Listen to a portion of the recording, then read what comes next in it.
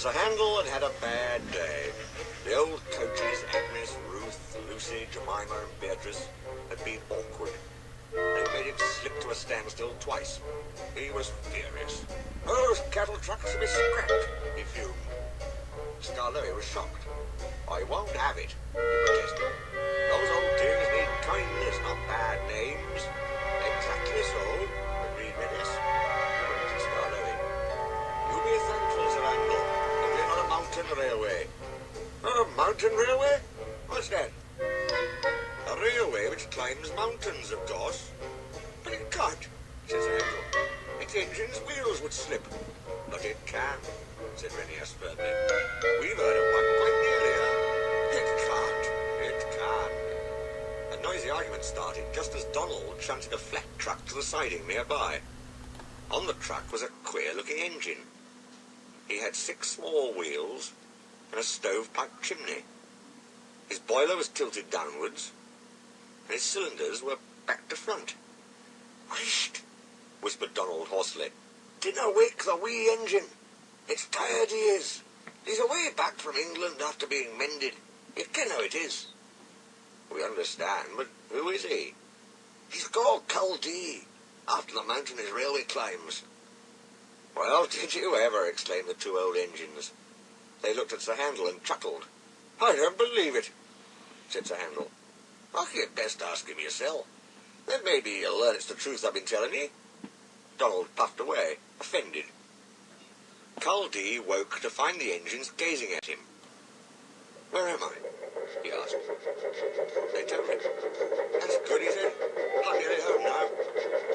Do you really climb mountains? Asked Scarlet.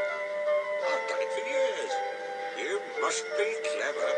We couldn't. Our wheels would slip. I'm not really clever, laughed Culdee. I was just drawn like that. Like what? With pinion wheels on my driving axles. They have teeth, you see, which fit into a rack rail.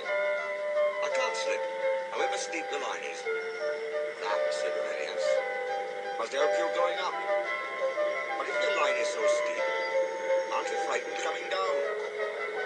Why? We have good brakes. Coaches, went on Remakes, are sometimes silly and try to push us downhill. Some engines find it hard to stop 'em. Sir Handel blushed and looked at his buffers. Our coaches, answered Culdee, are never silly like that. They know such tricks are dangerous. I've never had that sort of accident. But, he went on thoughtfully, I was frightened once. Very frightened indeed. Please tell us, said all the engines. One day, long ago, before our line was opened, our drivers made all 5 of us engines stand ready outside our shed. The inspector's coming, they said. We don't know which of you he'll choose. He chose me, climbed into my cab, and made me push 2 coaches to the summit. So far, so good, he said. Now we'll test your brakes. So he went and stood on the steepest part of the line. Down, down it fell, with a nasty curve below, edging a precipice. Brakes off, driver. Let him roll. Oh, gasped the little engine in horror. The coaches nudged me. We gathered speed downhill. I was terrified. My driver's hand stole to the brake. Hands off, ordered the inspector. Then I remembered. I had automatic brakes. I could put these on myself. Perhaps the inspector wanted to see if I could. They worked beautifully. Well done, Culdee, said the inspector. You'll do. I smiled, of course, but felt very shaky.